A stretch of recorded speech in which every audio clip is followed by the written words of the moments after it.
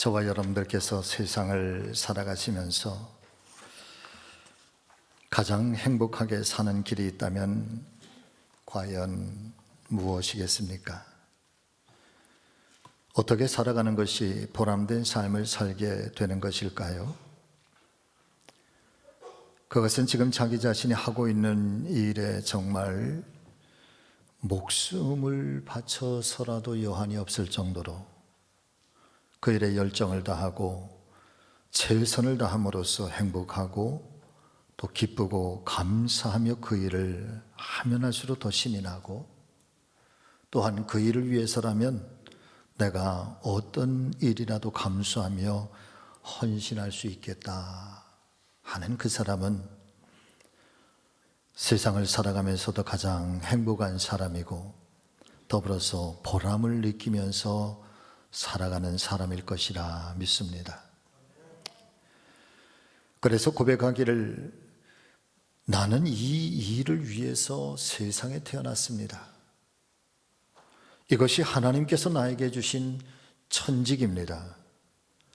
나는 또다시 태어난다 할지라도 반드시 이 일을 또 하고야 말 것입니다 라고 할 정도로 자신이 지금 하고 있는 일에 대해서 만족하며 그 일을 행함으로 삶의 보람된 의미를 찾는 사람이 있다면 그 사람은 진정 복된 사람일 것입니다.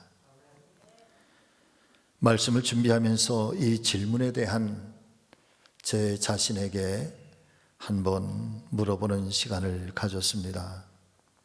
설교 준비를 잠깐 멈추고 무릎을 꿇고 하나님 앞에, 나는 다시 태어난다 할지라도 이 길을 가겠느냐? 나는 정말 이것이 너의 천직이고 내가 너를 세상에 보내신 그 이유라고 너는 믿느냐? 라고 하는 성령의 질문 앞에, 저는 다시 태어나도 이 길을 가겠습니다. 하나님께서 저를 세상에 보내주신 제 삶의 이유이고 제가 살아가야 할 목적인 것을 다시 한번 마음판에 새겨보게 됩니다. 하나님, 잘 갈 수 있도록 저를 이끌어 주시옵소서 라고 하는 그런 기도의 시간을 가져보았습니다. 사랑하는 성도 여러분, 하나님께서 가장 귀하게 여기는 사람은 과연 어떤 사람이겠습니까?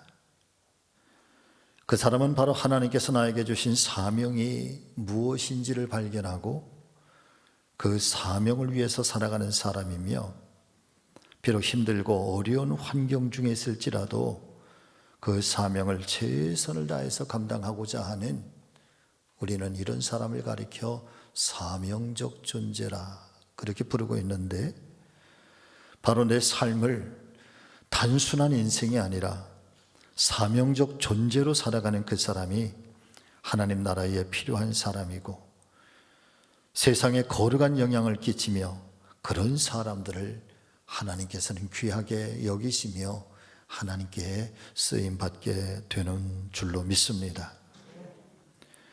오늘은 2022년도 임원 임명주일을 우리가 하나님 앞에 예배를 드리면서 함께 봉독해 주신 사도행전 이 말씀을 중심으로 여러분 같이 하십니다. 교회와 성도는 언제 행복하시다고요? 쓰임받을 때 행복하다.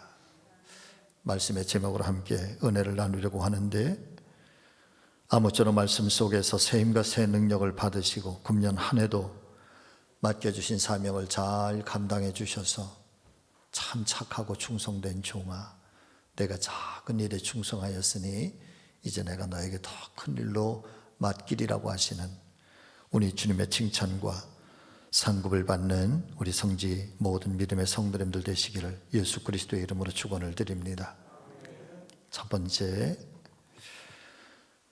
뽑힌 사람보다 쓰임받는 사람이 되셔야 합니다. 오늘 본문의 말씀이 사도행전 1장 15절 이하 26절까지의 말씀에는 초대 교회 당시에 일어났었던 아주 대단히 중요한 하나의 사건을 우리에게 소개를 하고 있습니다. 예수님의 12 제자 중에 한 사람이었던 가룟 유다 대신에 마띠아라고 하는 새로운 12번째 제자를 뽑아서 그에게 사도의 직분을 맡기고 제자의 사명을 감당하게 한 것입니다. 이 사도행전 1장 24절 이하의 말씀을 보니까 성경은 이렇게 우리에게 이야기를 해주고 있습니다. 그들이 기도하여 이르되 무 사람의 마음을 아시는 주님, 이 두 사람 중에 누가 주님께 택하신 바 되어 봉사와 및 사도의 직무를 대신할 자인지 보이시옵소서. 유다는 가룟 유다를 말합니다. 유다는 이 직무를 버리고 제 곳으로 갔나이다 하고 제비 뽑아 마띠아를 얻으니 그가 11사도의 수에 들어가니라. 사실 마띠아라고 하는 새로운 제자가 뽑혀지는 축제의 시간이기도 하지만, 그러나 어쩐지 말씀을 가만히 묵상하면서 안타까움과 더불어 아쉬운 점이 있는 것을 우리는 부인할 수가 없습니다. 그것은 예수님께서 공생의 사역을 시작하시면서 신중하게 뽑고 또 뽑았던 12명의 제자들 중에 가룟 유다가 제자로 뽑히기는 하였지만, 그런데 그가 온전하게 쓰임을 받지 못하고 불행한 인생으로 마치게 되었다는 사실인 것입니다. 심지어 성경은 표현하기를 유다가 이 직무를 버리고 제 곳으로 갔나이다. 사실은 그 앞에 말씀을 보면 유다의 마지막 모습에 대해서 좀 더 비참하게 성경은 증거를 하는데 주저하지 않습니다. 사랑하는 성도 여러분, 이 하나님의 말씀인 성경은 창세기에서 요한계시록까지 66권 어떤 말씀도 그 해량이 넓지 않은 말씀은 단 한 군데도 없습니다. 사랑스럽고 용서와 긍휼이 풍성하며 끊임없이 새로운 도전과 용기를 주기에, 그리고 하나님 기뻐하시고 하나님께서 사랑하시는 그 말씀들로 충만하게 기록이 되어져 있는데, 그런데 유난스럽게 가룟 유다에 대해서만큼은 하나님은 말씀 속에서도 주저하지 않습니다. 때로는 혹독하게 평가를 하고, 어쩌면 그 이름을 기독교 역사상 가장 부끄러운 이름으로 기록하고 남기고 있는데 성경은 주저하지 않는다는 것입니다. 왜 그런 인생이 되었을까? 주 안에서 사랑하는 성도 여러분들이요, 저는 오늘 이 말씀을 성도들이라고 한다면 정말 우리가 진지하게 고민을 하면서 한편으로는 저와 여러분들의 신앙에 거울 삼아 큰 유익이 될 수 있기를 주의 이름으로 간절히 소망합니다. 무엇을 의미하고 있는 것일까요? 한마디로 말씀을 드린다면, 내가 뽑힌 것보다 중요한 것은 내가 어떻게 쓰여지고 있는가라고 하는 것이죠. 여러분 같이 하시죠. 뽑힌 것보다 중요한 것은 쓰임받고 있는가 하는 것입니다. 아멘.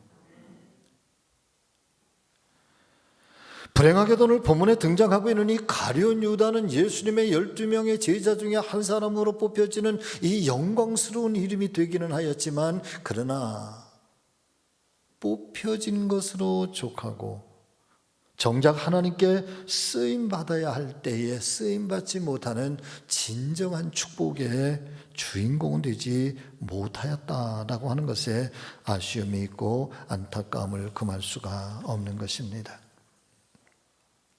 뽑혀졌으면 쓰임을 받아야지요. 그것도 정말 영광스럽게 쓰임을 받아야지요. 더 나아가서는 한 교회의 역사 속에 그 이름이 존중되고 그 이름이 영광스럽게 기록되어질 믿음의 선조와 믿음의 조상으로서의 그렇게 아름답게 쓰여지고 세움받는 이름이 되셨으면 좋겠습니다. 다만 어떤 순간에 불행하게도 그 생애를 마칠 수밖에 없고, 성경이 가룟 유다를 혹독하게 평가하는 것처럼 우리의 생애가 또 우리의 남겨진 그 이름들이 혹독한 이름으로 남겨지게 된다고 한다면 그 또한 불행한 인생이 아닐 수가 없는 것입니다. 저는 간절히 소망합니다. 올 하나님 앞에 부르심을 받았고 선택함을 받은 사랑하는 우리 성지교회 모든 성도들께서는 뽑혀지셨다고 하는 것만이 아니라 이후에도 하나님께 참으로 아름답게 쓰임받으심으로 진정한 축복의 사람들, 축복의 가정들, 축복의 이름들이 되시기를 다시 한번 우리 주님 예수 그리스도의 이름으로 간절히 축원을 드립니다. 자, 두 번째, 그렇다면 쓰임받은 사람은 어떤 사람이 되어야 되는가? 깨끗한 그릇이 쓰임을 받는 것이고 깨어지지 않은 그릇이 주님께 쓰임받게 될 것입니다. 요즘 세상의 가십거리들을 살펴보면 참 부도덕한 추문들로 인해서 세상이 얼마나 시끄러운지 알 수가 없습니다. 특별히 영적인 지도자들, 종교적인 지도자들, 또 국가의 지도자들, 이런 사회적인 지도자 그룹에 속한 분들이라고 한다면, 특별히 공적인 위치에 있는 어떤 분들이라고 한다면, 사랑하는 성도 여러분들이요, 세상의 부도덕한 추문에 휘말리지 않도록 자기 스스로를 잘 절제하고 성찬하고 깨끗한 삶을 살아가야 할 것입니다. 어제 그제에도 또 우리 기독교회에 또 부끄러움이 되는 어떤 사건이 또 기사화되었더라고요. 자기 자신의 삶도 무너뜨리는 거지만, 그러나 정말 꿈 많았던 한 여인의 한 생애가 무너지게 하고 삶을 깊은 어둠 속에 그렇게 방치하게 되는, 그래서 자기 자신만의 죄가 아니라 어떤 사람들까지도 무너지게 하는, 그 다음에 또 이 사건을 두고 어떤 숭악한 그런 댓글들이 있을까 쭉 읽어 내려가면서 안타까워하는 중에, 그 중에 어떤 이의 댓글에 참 마음이 너무 아팠습니다. 목사가 이런 일을 저지르는 걸 보니까 하나님이 안 계신 게 틀림없다. 정말 하나님이 살아계신 것을 믿는다고 한다면, 정말 두려워한다면 이럴 수가 있겠는가? 이런 걸 두려워하지 않는 걸 보니 하나님이 없어. 하나님이 없는 게 틀림없어. 여러분, 하나님까지도 부끄럽게 만드는, 아무리 비싼 그릇이라고 할지라도, 아무리 좋은 그릇이라고 할지라도 그 안에 더럽고 추한 오물을 담아 놓으면 그 그릇조차도 추하게 보여지는 것이고, 결국 깨어지고 나면 아무런 소용이 없는 것처럼, 사랑하는 성도 여러분들이여, 저와 여러분들의 믿음의 그릇도 마찬가지로 깨어지지 않도록, 추한 오물을 담지 않도록 우리 자신을 잘 관리할 수 있는 우리 성지 가족들이 되시기를 소망합니다. 첫째는 인품이 깨어지지 않게 잘 성찬하시기를 바랍니다. 특별히 믿지 않는 세상 사람들 앞에서 성도의 인격이 무너지고 성도의 그 인품이 깨어지면서 신뢰가 깨어지고 수치와 모욕을 당하지 않도록 날마다 깨어 있어서 존경받는 자의 삶, 존중받는 자의 삶을 살아갈 수 있도록 사랑하는 성도 여러분들이요, 내가 내 자신을 잘 살펴보아야 할 것입니다. 특별히 우리가 세상 속에 살면서 믿지 않은 사람들과 늘 부딪히며 섞이면서 살아가게 되는데, 그런 속에서 나도 모르게 세상 사람들 속에서 존중을 받고 또 그 인품에 감동을 받는 그런 삶을 살아야지. 초대교회는 그리스도인들이라 붙여진 그 이름들, 그 성도들을 향해서 세상이 두려워했다고 하는데,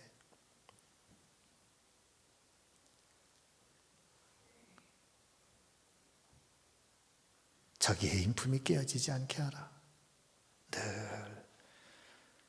나를 살피고 말씀의 거울 앞에 나를 깨뜨리고 매 순간 겸허하게, 그리고 넉넉한 사랑, 넉넉한 그 해량의 품으로 사람들을 품으면서 나가는 그런 예수 그리스도의 사람들 되어주시기를 바랍니다.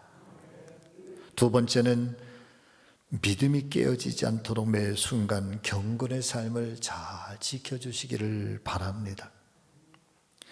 디모데전서 1장 18절에서 20절의 말씀을 보면은 사도 바울은 이렇게 증거를 해주고 있습니다. 선한 싸움을 싸우며, 여러분 같이 하십니다. 믿음과 착한 양심을 가지십시오. 아멘. 그런데 어떤 이들은 그 양심을 버렸고 믿음에 관해서 파선하였느니라. 그 믿음이 산산조각이 나서 다 깨어져 버렸다. 그렇게 이야기를 해주고 있습니다.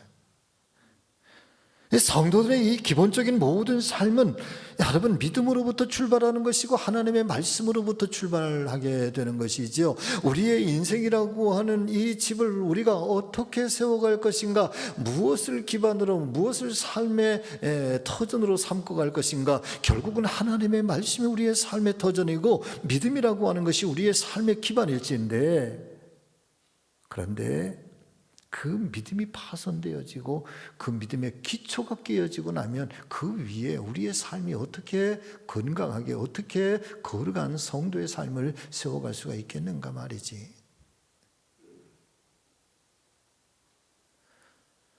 그래서 예수님께서 이 겟세마네 동산에서 마지막 기도하시려는데, 어쩌면 이 제자들과의 마지막 이별의 순간인데, 그런 제자들에게 예수님께서 마치 유언처럼 남겨주신 정말 소중한 말씀이 하나 있다고 한다면, 너희는 시험에 들지 않게 날마다 매 순간마다 깨어 있어서 기도하라 말이지.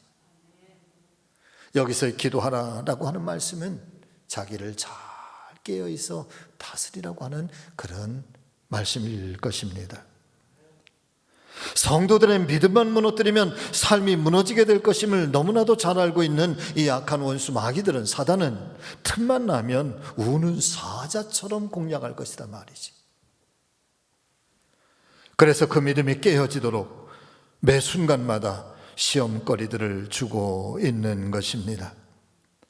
사랑하는 성도 여러분, 아무리 비싼 그릇이라 할지라도 깨진 그릇이 사용될 수가 없는 것처럼 믿음이 깨어지고 파손된 후에는 하나님께서 쓰시고 싶어도 여러분 온전하게 쓰임받을 수 없다는 사실을 우리 모두가 잊지 마시기를 주의 이름으로 축원합니다. 그래서 내 믿음이 늘 깨어지지 아니하도록, 저는 이 사도 바울의 많은 말씀들 중에서도 늘 가슴판에 잘 새기고 있는 것, 특별히 목회자이기 때문에 더 그런 거죠. 여러분 같이 해보실까요? 경건의 모양만이 아니라 경건의 능력을 가지고 살라. 아멘. 여러분, 제가 좀 경건해 보이지 않습니까? 가운을 입었잖아.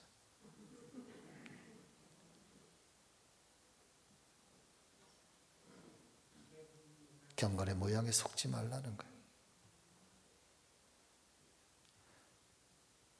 내 자신의 모습을 보면서 자신의 경건의 모양에 속지 말. 그 모양을 더욱더 빛나게 할 수 있는 경건의 능력을 가지고 살아가는 사람들. 그래서 자신의 믿음이 파손되어지지 아니하도록 늘 경건의 능력으로 자신을 잘 다스려야 할 것이다. 그러시기를 주의 이름으로 축원합니다. 축복합니다. 세 번째는 여러분 교회 생활이, 신앙 생활이 깨어지지 않기를 소망합니다. 성도의 교회 생활, 이것은 바로 내 삶의 가장 중요한 반석이라고 하지 않았습니까? 내가 살아가는 내 삶의 가장 근간이 되는 이 교회 생활이 행복해지면 여러분, 보험사가 행복해지는 것 같습니다.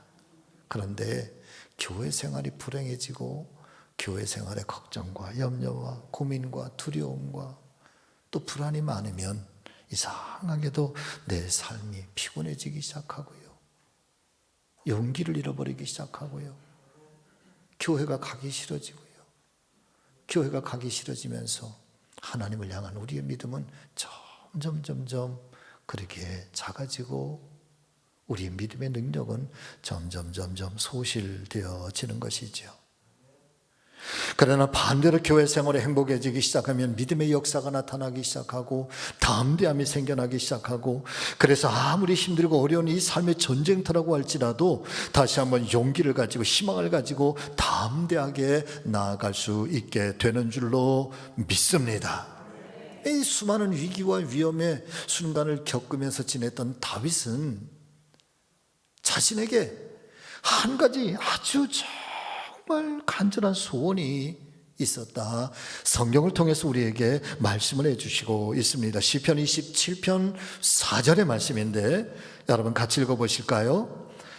내가 여호와께 바라는 한 가지 일, 그것을 구하리니 내가 내 평생에 여호와의 집에 살면서 여호와의 아름다움을 바라보며 그의 성전에서 사모하는 그것이라. 다윗에게는 한 가지 간절한 소원이 있었는데 그것은 세상에서 큰 재물을 갖는 것이 아니라는 것입니다. 세상에서 큰 권력을 갖는 것이 아니라고 말하고 있는 것입니다. 그는 고백하기를 자신의 평생 동안 언제나 하나님의 집에서 살고 싶고 하나님 성전에서 하나님의 아름다움을 바라보며 하나님을 만나고 싶은 것이 그의 가장 큰 소원 한 가지라고 고백을 하고 있는 것입니다. 이 고백을 하기에 앞서서 시편 6편의 말씀을 보면은 왜 그가 그렇게 하나님 성전에 거하기를 소망했는지 그 이유를 고백을 하고 있는데, 시편 6편에 있는 말씀 또 우리 한번 같이 읽어보겠습니다. 여호와여, 내가 수척하여 싸우니 내게 은혜를 베푸소서. 여호와여, 나의 뼈가 떨리오니 나를 고치소서. 나의 영혼도 매우 떨리나이다. 여호와여, 어느 때까지니이까? 여호와여, 돌아와 나의 영혼을 건지시며 주의 사랑으로 나를 구원하소서. 어쩌면 사실은 이 다윗이 왕이 되기 전에, 아니 어쩌면 왕이 된 이후에도 한 나라를 통치하랴, 한 백성을 이끌어가랴, 그리고 주변 국가들의 그 수없이 많은 위협과 전쟁의 위기 속에서 다윗은 늘 내가 수척하였다. 왕의 권위를 가지고 신하들 앞에, 백성들 앞에서 내가 수척하였다, 여러분 그렇게 말할 수는 없을 것입니다. 그런데 하나님 앞에서의 아주 솔직하면서도 담백한 그런 모습으로 하나님, 내가 너무 수척하여졌습니다. 하나님, 나의 영혼이 떨립니다. 내 뼈가 떨리고 있습니다. 언제까지 나이까? 하나님, 내 영혼을 건지소서. 나의 수척함에서 나를 구하소서. 나에게 평화를 도와소서. 그렇게 기도하고 있는 것이죠.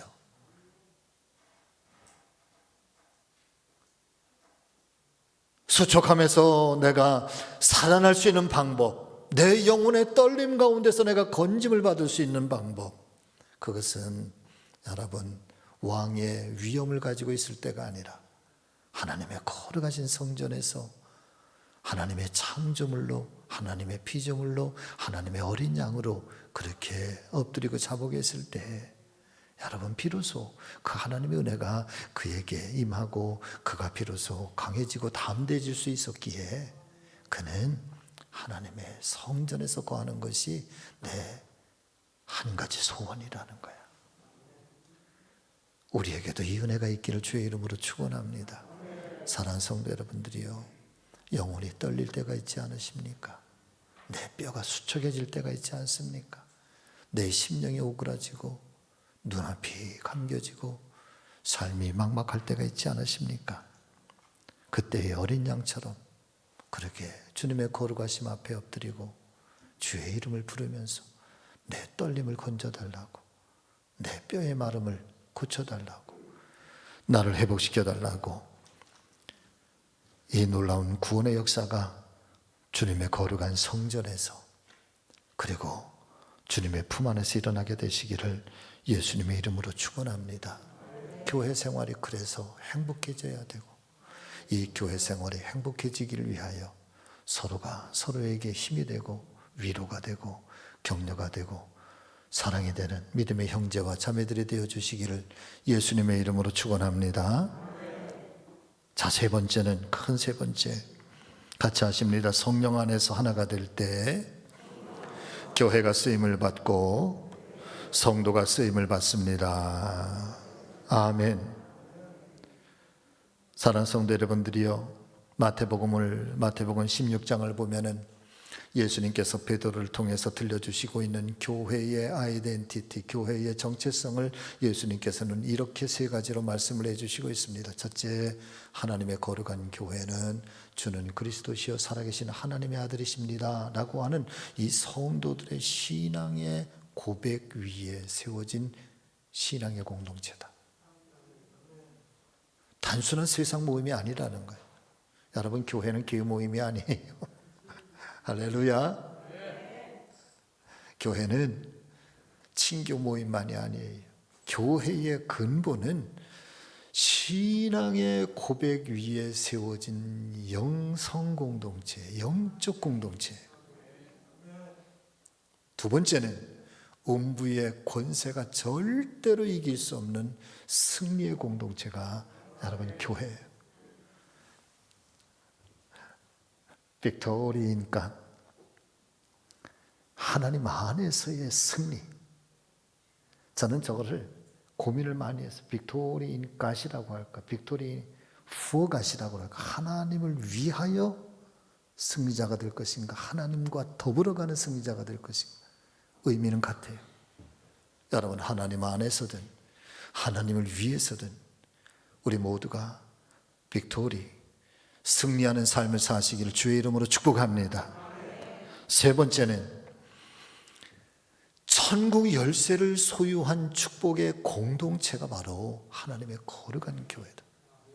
여러분, 하나님의 거룩한 성전으로부터 하나님의 생명수가 흘러가는 것처럼 하나님의 축복의 역사가 이 교회로부터 시작된다는 사실을 믿으실 수 있기를 바랍니다. 자, 그런데 이 거룩한 하나님의 영적 공동체요, 축복의 공동체요, 승리의 공동체가 어떻게 하나님께 쓰임 받을 수 있을까? 이 말씀을 저는 안디옥 교회에서 찾아보고자 합니다. 사도행전 13장 1절에서 3절의 말씀, 여러분이 한번 또 같이 읽어보겠습니다.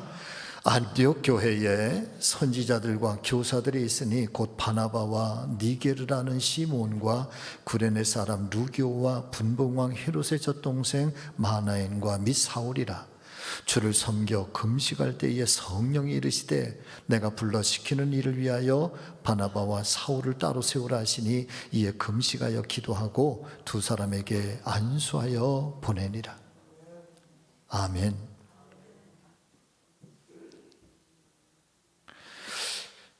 사도행전 13장에 들어서 비로소 안디옥 교회를 소개를 해주고 있는데, 이 안디옥 교회가 어떤 교회냐? 여러분, 아주 작은 교회입니다. 예루살렘 교회에 비하면 10분의 1, 100분의 1도 안 되는 그런 교회입니다.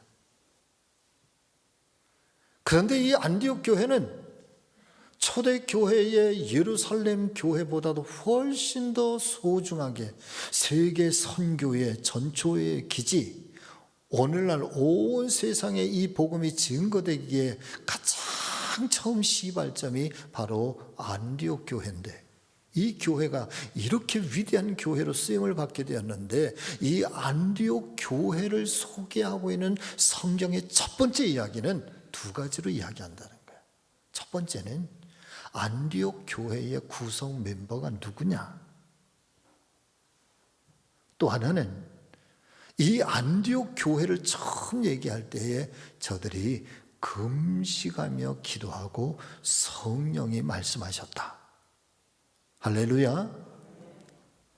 바꿔서 말씀을 드리면 왜 이 안디옥 교회가, 이 작은 교회가 그럼에도 불구하고 예루살렘 교회보다도 더욱더 크게 쓰임받는 교회가 되었을까? 안디옥 교회 성도들은 성령의 사람들이었다는 거예요. 성령의 능력 안에서 성령의 지배를 받고 성령의 지시에 따라서 연합하여 하나가 되어 움직일 때 이 안디옥 교회는 하나님께 쓰임을 받는 교회가 되었고 쓰임받는 성도가 되었다는 것입니다. 함께 모여 예배를 드리며 금식 기도를 하고 있습니다. 갑자기 성령께서 바나바와 바울을 따로 세우라고 합니다. 선교를 위하여 선교사를 파송하라는 말씀인 것입니다. 그리고 그들은 기도하면서 금식하면서 바나바와 바울에게 안수하고 그리고 그들을 선교사로 파송을 하게 됩니다. 구성 멤버들은 직업이 다른 사람들, 출신 지역도 다른 사람들, 출신의 나라도 다르고 사회적 계층도 다른 사람들. 바나바 같은 사람은 그의 선대 때부터 아주 부유한 큰 부자의 사람, 그럼에도 불구하고 그분은 교회와 사랑하는 성도들을 섬김에 있어서 최선을 다하면서 신앙의 큰 모범이 되는 사람. 그런 반면에 니게르라고 하는 흑인, 니게르, 흑인이라는 말이에요. 아프리카에서 개종한 사람들, 결국은 아프리카에서 끌려와서 노예의 삶을 살던 노예 출신들, 구레네 사람, 아주 시골 사람 루기오, 갈릴리 지방의 통치자인 이 헤롯 왕의 젖동생, 헤롯 왕의 친동생, 권력의 중심에 있었던, 정점에 있었던 그의 동생 마나엔, 바리새인 출신의 사울, 어찌 보면 출생도 신분도 사회적 계층도 전혀 다른 사람들이 한 교회를 구성하고 그 교회 속에서 신분을 넘어서서 가난하고 부유함을 넘어서서 권력과 노예의 그 삶을 넘어서서 형제됨으로 하나됨으로 하나님의 거룩한 교회를 함께 세워갔던 이 사람들. 여러분, 안디옥 교회를 소개하는데 성경은 거기에서부터 출발해. 이것이 얼마나 소중한 일인가. 비록 2000년이 지났지만 오늘날 교회 속에서도 이 구성원들의 하나됨과 사명을 따라서 감당하려고 하는 이 성령의 역사에 순종하는 이 믿음의 역사가 어떻게 교회를 움직이고 어떻게 교회가 쓰임받는 교회가 될 것인가 라고 하는 사실에 대해서 성경은 안디옥 교회를 통해서 우리에게 굉장히 중요하게 대언을 해주시고 있는 것이죠. 교회가 얼마나 크냐? 3,000명, 5,000명, 10,000명, 몇만 명, 몇십만 명 모이는 교회가 중요한 것이 아니라는 거예요. 그 교회 속에서 어떤 사람들이 구성원으로 있느냐, 사회적인 퀄리티를 말하는 것이 아니라는 거예요.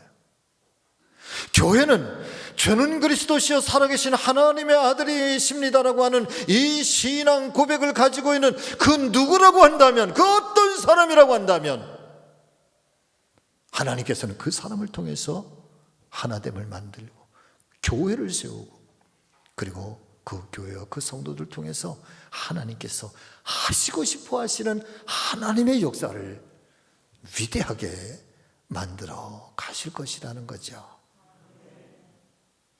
여러분, 우리 교회는, 저는 그런 교회가 되기를 너무너무 소망합니다.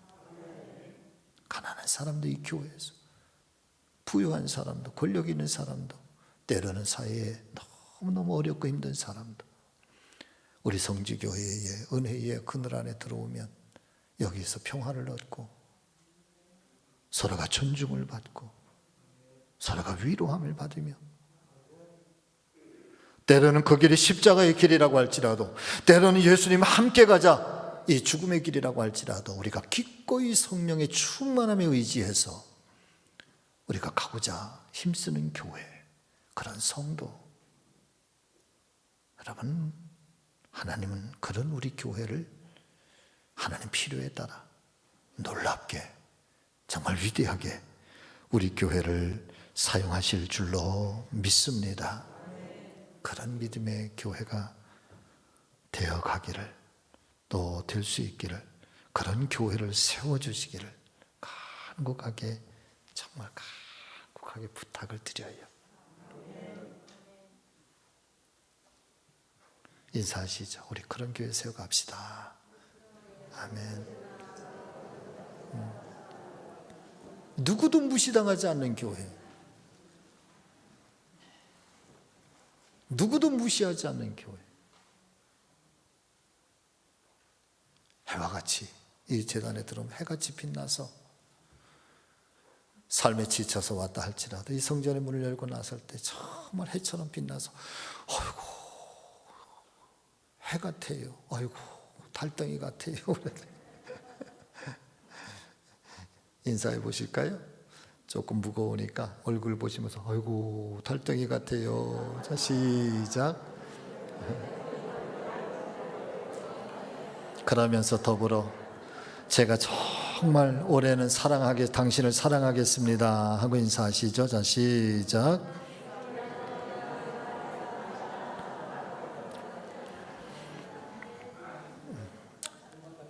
말씀을 마치겠습니다.